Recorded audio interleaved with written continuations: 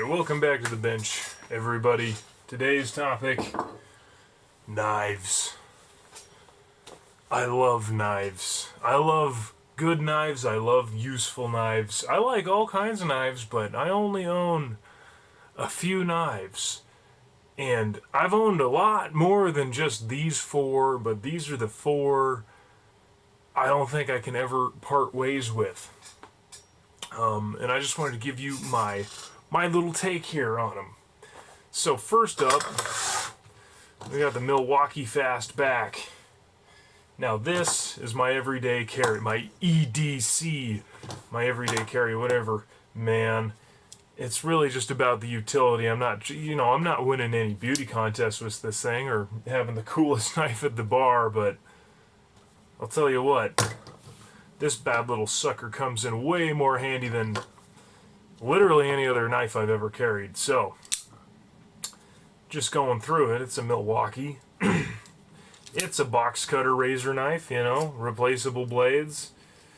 You fuck up one side, you flip it over and keep moving to the next. Little seatbelt loop in there. Not a huge fan of that part, but everything else on this thing's awesome.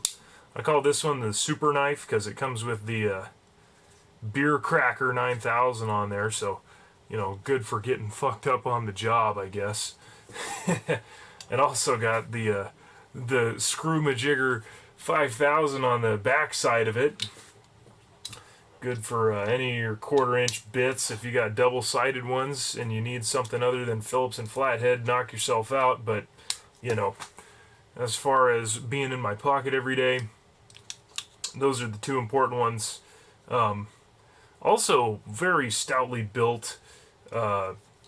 It has torque screws on it, but I haven't touched them because they don't come loose. And I use this thing like a hammer all the time, driving in staples and little nails and stuff that I don't want to grab my hammer for. And the button lock, this thing locks up solid. And but you don't have to deal with that annoying little in-the-middle clip. I hate those things. I mean, I use them, but I don't like them. It's got it on the, I'm a hypocrite because it's got it on the screwdriver part, but, I'm not using the screwdriver part nearly as much as I'm using the blade part of this knife, so. Doubles as a fidget toy at work, too. Sit there and flap your shit around. So good, I got two. Alright, up next on the block here. More Niv. Boy howdy. If you were in a card game with the devil, this is what I'm throwing in the pot, man. I'd bet my life on this knife. 100%. This thing is absolutely a monster. It's stainless. It's thick as a hockey skate. You know what? I think I got it. Oh, fucking spilled the beer. Dude. Literally.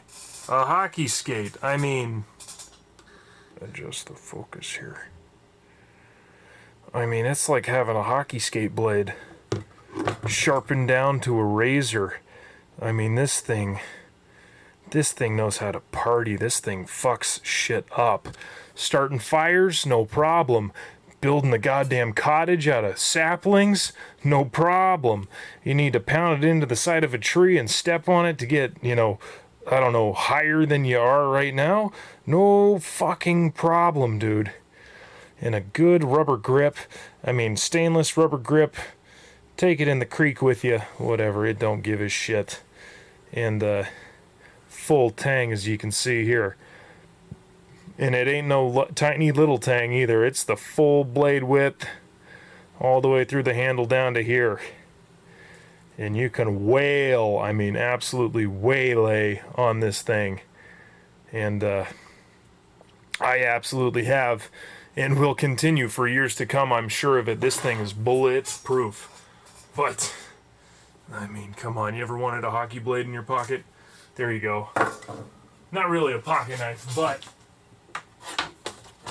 she gets the job done for the bushcraft enthusiast, Up next is an American classic. That is the Buck. Now, I love the Buck. I believe the Buck is still made in my lovely state of Idaho, but I could be wrong on that, but I am positive that they are still made in the United States of America. Yep, USA right on the blade.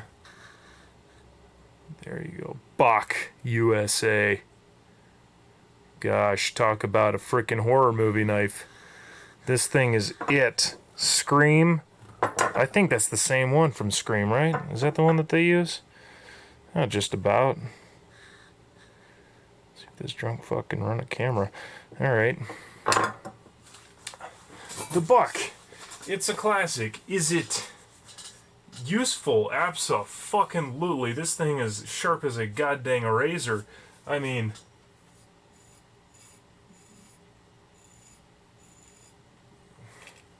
shave your arms with it.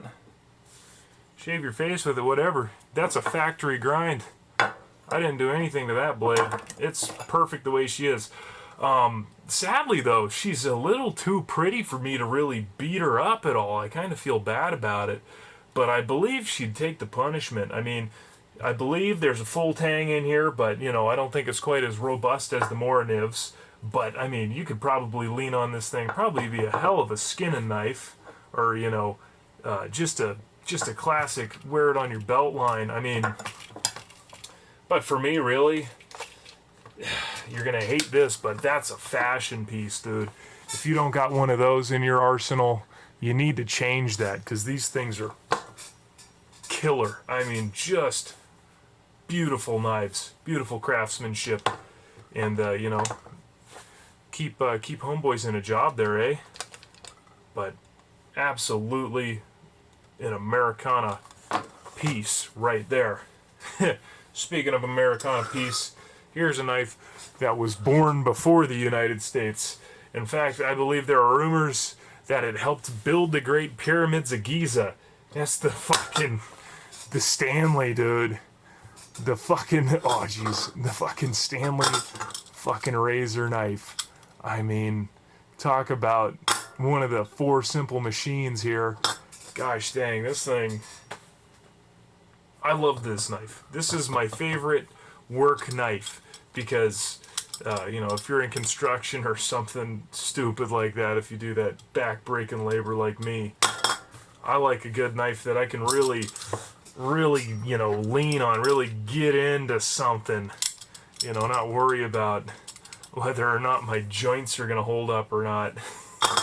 But super just simple. I mean, back to the basics is what they did. Actually, they started the base. I think they invented the basics with this one. Just a clamshell, single screw, you know. It's kind of a pain to take apart and replace blades on, but it holds its own. You know, you store them right in the handle there. It's got a nice jingle when it's full. And I mean, clamshell design, sturdy as frig. I love this thing. Where are these made? Where are these made? I wonder if these are still made. No, these probably aren't made in the U.S. anymore, are they? God, I hope there's some old fucker running a die-cast machine cranking these things out, because it's absolutely a beast. And just, I mean, if you don't have one of these, what are you doing? If you're dealing with a freaking crappy folder, you know, kind of like this Milwaukee. Not really, this Milwaukee is nice and stout too. But if you, I mean, dude, if you're not running one of these, I don't know, man. You ought to pick one of these up. They're dumb cheap. I think they're like $4 or something. And I mean, you can absolutely, these things will outlive me and Keith Richards, dude. This thing's gonna be carving up drywall and freaking tearing shingles off of roofs long after I'm gone. And it'll do it with a smile on its face. It'll just get a little gummed up from the tar on the roof. You gotta clean them out every once in a while. But let me know what you guys think. You know, what's your favorite knife? Those are my 4. Like, subscribe, do all the YouTube bits if you want to. That'd sure help me out, and you know, I appreciate the support. So, you know, beat me up in the comments or something. Deuces.